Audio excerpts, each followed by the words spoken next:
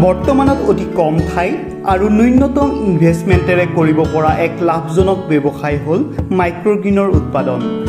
Salad, sandwich বা যিকোনো খাদ্যৰ সৌন্দৰ্য আৰু পুষ্টিকৰ সংযোজন হিচাপে ব্যৱহাৰ কৰিব পাৰি বাবে ভাল ৰেষ্টুৰেণ্টবোৰত ইয়াৰ চাহিদা বহুত। মাইক্ৰগ্ৰীন বুলি ক'লে সৰু অপৰিপক্ক উদ্ভিদক বুজায়। শস্য পাচলিৰ বীজ যেতিয়া গজালি মেলি দুটা পাত ওলোৱা অৱস্থালৈ ডাঙৰ হয় সেয়াই মাইক্ৰগ্ৰীন। উদ্ভিদ অনুসৰি বীজ সিঁচাৰ 7 পৰা 14 দিনৰ ভিতৰত এই অৱস্থা পায় আৰু 1 পৰা 3 ইঞ্চি ওখ হ'লেই ইয়াক ব্যৱহাৰৰ যোগ্য হয়।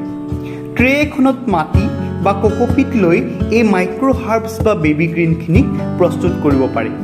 সাধাৰণ পুৰত শাক পাচলিতকৈ মাইক্ৰগ্ৰীণত পটেছিয়াম, জিংক, মেগনেছিয়াম, কপাৰ আদিৰ কণ্টেণ্ট 9 গুণ বেছি আৰু ভিটামিন এণ্টিঅক্সিডেণ্ট 40 গুণ বেছিকৈ পোৱা যায়। সতেজ আৰু সোৱাদযুক্ত এই মাইক্ৰগ্ৰীণবোৰত সাধাৰণ শাক পাচলিতকৈ অধিক পৰিমাণে ভিটামিন যেনে vitamin A, C, E, K, beta carotene, minerals আৰু এণ্টিঅক্সিডেণ্টছ পোৱা যায়।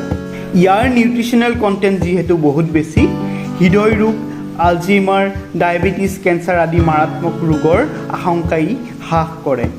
ঘৰতে সুন্দৰকৈ প্ৰস্তুত কৰিব পৰা এই মাইক্ৰগ্ৰীনৰ বাবে বেছি সঁজুলিৰ প্ৰয়োজন নাই আৰু কম সময়তে উৎপাদন কৰিব পাৰি। বুট, মগু, ব্ৰকলি, ফুলকবি, বন্ধাকবি, পালেং, মৰিচা, গাজৰ, মূলা, নহৰু, পিঁয়াজ, তৰমুজ, তিয়হ, ওটছ, গেহু, মচুৰ মাহ আদি সাধাৰণ শাক পাচলিৰ বীজৰ পৰাই মাইক্ৰগ্ৰীন বনাব পাৰে।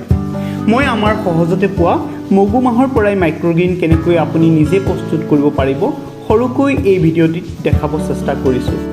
যি সময়ত অত্যাধিক কেমিকেল ফাৰ্টিলাইজাৰ, পেষ্টিচাইড আদি ব্যৱহাৰ কৰা খাদ্যসমূহে বিভিন্ন বেমাৰ আজাৰ মাতি আনিছে, এই মাইক্ৰগ্ৰীনে আপোনাৰ শৰীৰৰ প্ৰয়োজনীয় পুষ্টি যোগান ধৰিব পাৰে। বাহিৰৰ দেশসমূহত ই খুবেই জনপ্ৰিয়। ভাৰততো মাইক্ৰগ্ৰীন প্ৰডাকশ্যনৰ উদ্যোগসমূহ গঢ় লৈ উঠিছে। আপুনি এবাৰ নিজে ব্যৱহাৰ কৰিবলৈ মাইক্ৰগ্ৰীন প্ৰস্তুত কৰি চাবচোন।